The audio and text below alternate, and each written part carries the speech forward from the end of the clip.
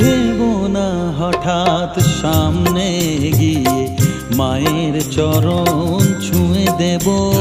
ভেবো না হঠাৎ সামনে গিয়ে মায়ের চরণ ছুঁয়ে দেব। দূর থেকে শুধু চোখের জলেতে মার রাঙা পা ধুয়ে দেব। শুধু আরতি যখন করবে মার পূজা দীপ তুলে ধরবে।